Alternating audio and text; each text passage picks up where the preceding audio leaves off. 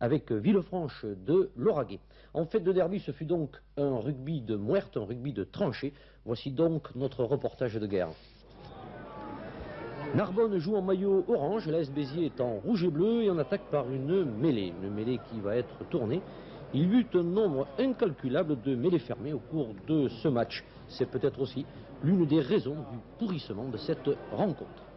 Nouvelle mêlée chahutée cette fois-ci par les Biterrois. Henri Sens tente de partir au ras, mais il est vite stoppé par la défense biterroise. Et première pénalité accordée par l'arbitre monsieur Franchi. Dégagement de Bonnour, Henri Sens récupère le long de la touche. Les avants biterrois montent alors qu'ils sont hors jeu. On va donc jouer une mêlée sous les poteaux biterrois. Introduction Henri Sens. Et là, premiers incidents entre les deux lignes d'avant.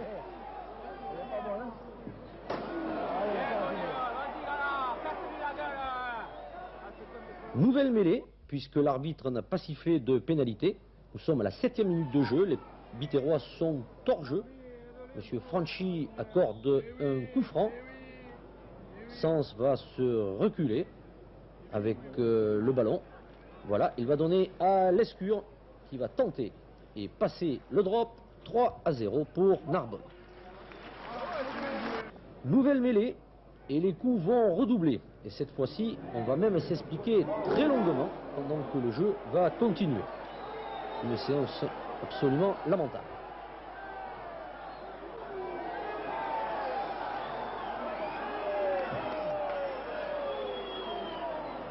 Le temps de reprendre son souffle et sur l'action qui va suivre, Wolf assomme Desjans. Voilà, monsieur Franchi l'a vu et lui donne un avertissement alors que les deux packs se chamaillent encore. Desjans qui est revenu sur le terrain ne cherche tout dès lors qu'à se faire justice et les provocations mutuelles ne vont pas cesser durant toute cette première période. Quant à l'arbitre, comme vous le voyez, il paraît vraiment perdu.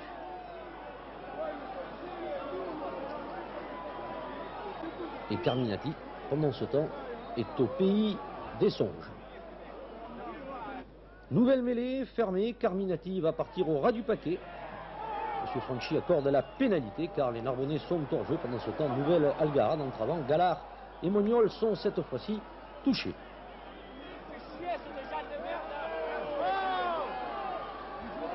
On rejoue une mêlée, une de plus.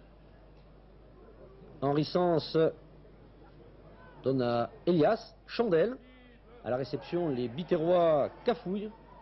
Henri Sens va récupérer le long de la touche. Il donne plein champ à Campos. Cazotte prolonge, mais l'arbitre a bien vu l'en avant et accorde donc une mêlée. Et regardez bien cette mêlée parce que c'est la seule attaque du match des Narbonnais avec Henri Sens qui va alerter après un double molle. C'est 3/4. La balle va rapidement aller à Bulic qui va donner à l'intérieur à Campos, puis Lescure, mais les Biterrois sauvent. Renvoi aux 22 mètres maintenant de Didier Camberabero et Carminati va retrouver la pelouse. Voilà, agressé cette fois-ci par Desjans très excités et qui va être appelé par l'arbitre pour recevoir à son tour un avertissement. Desjans qui est même retenu par ses coéquipiers. Il n'a pas oublié le coup qu'il a reçu manifestement de Jean-Paul Wolf.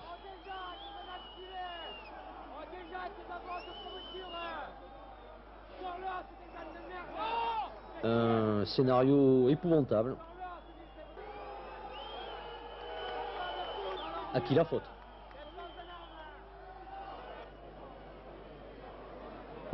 Je sais pas, on a peut-être trop insisté justement dans la semaine que les gars se connaissaient trop. Alors ce sont des gars qui ont quand même de l'orgueil. Les 30 acteurs avaient de l'orgueil, ils ont voulu montrer qu'ils étaient les hommes. En fait, je ne pensais pas que c'est comme ça qu'on le montre.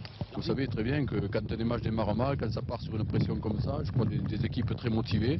C'est parti depuis les premières minutes du match, ça sentait la poudre et puis bon, ça a dégénéré.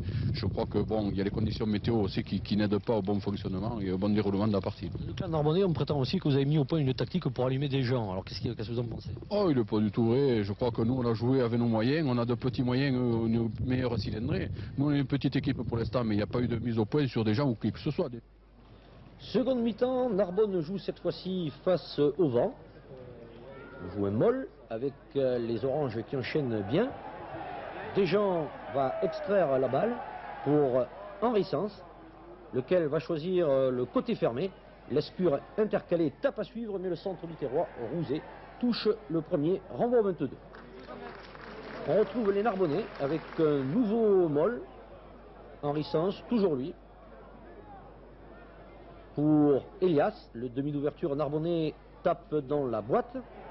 Philippe Vacher, l'ailier biterrois, récupère, mais il est pris par les Narbonnais qui vont récupérer la balle. Henri Sens joue côté fermé. Hélas, Durand va taper à suivre au lieu de donner à Rigaille. Touche. Jean-Paul Wolf, vous allez le voir, est fortement marqué par ces événements, tout comme Pineda et Colomine, les deux piliers narbonnais. Les Narbonnais qui progressent, mais l'arbitre siffle un peu hâtivement peut-être une mêlée, alors que la tension est toujours à son comble. On arrive à la 65e minute de jeu maintenant, mêlée pour Béziers. Introduction Gilles Camberavero, qui va alerter son frère Didier, lequel botte une grande chandelle. À la réception, les Biterrois sont les plus pressants et les plus actifs. Ils vont récupérer la balle. Gilles Camberavero l'attend pour le drop. Il le tente et il le réussit, mettant les deux équipes à égalité, 3 partout. Touche à 2, balle cafouillée de part et d'autre d'ailleurs. Minaro la récupère, mais il se fait sévèrement contrer par Colomine. Voilà. Bien entendu, pénalité et avertissement au pilier narbonnais. Nouveau coup de pied à suivre cette fois-ci de Didier Camberavero. À la réception, Lescure est trompé par le rebond. Il faudra que Bilic, l'ailier narbonnais, sauve et écarte le danger. Non pas que les Biterrois prennent l'avantage. On joue la dernière minute de jeu avec une nouvelle chandelle. Donc très peu d'attaques sur ce match. Henri Sens récupère et dégage. Et l'arbitre, M. Franchi, siffle la fin de ce match, mais qui n'est pas fini pour tout le monde. Regardez bien, notamment pour Desjean, le second de ligne narbonnais, qui n'a pas oublié Jean-Paul Wolf, lui qui est parti sous le tunnel des vestiaires. Il va essayer de l'attraper, ce qui va provoquer une nouvelle bagarre, un match à oublier au plus vite.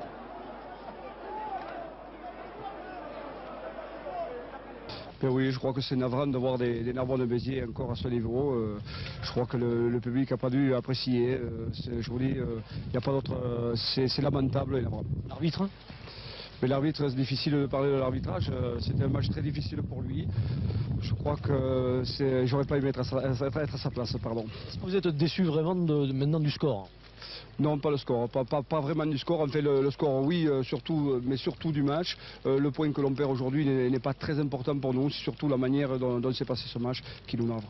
Ouais, je crois que les deux parties ne sont pas contentes du résultat et du comportement de ce match. Je crois que c'est décevant pour un derby. 3 partout, ça vous satisfait quand même? Il est certain que pour nous, le résultat est positif. Maintenant, il faut le confirmer à la maison quand on les recevra. Un mot sur l'arbitre? L'arbitre? Oh, mais l'arbitre a été à l'image des joueurs. Je crois qu'il a été perdu là, au milieu de ce match. Et je crois qu'il y a eu des décisions un peu contradictoires. Mais enfin, je n'incrimine pas du tout l'arbitre. La faute revient aux deux équipes en premier lieu. Vous ne craignez pas des sanctions? Ah, des sanctions, je ne crois pas. Non. Je crois que bon, il ne faut pas oublier que le rugby est un match, est un sport d'homme. Et même si des fois ça en arrive à la limite à violence, en fait, c'est certain qu'on ne peut pas cautionner de telles choses. Oui, Jean-Bernard Moll, il y aura de toute façon des sanctions après un match comme celui-là. Patrice, c'est pas évident, parce que Jean-Claude Ballator, qui était le délégué de ce match, m'a déclaré que lui, bon, il fera un rapport, mais pour lui, il a vu surtout des coups de poing, bon, un match un peu tendu, mais pas de très vilains gestes, c'est-à-dire des coups de pied sur joueur à terre, donc c'est pas évident. L'arbitre est à incriminer. Il aurait peut-être... Un très bon arbitre aurait pu faire régner l'ordre sur le terrain. Il aurait pu sortir, c'est évident, au moins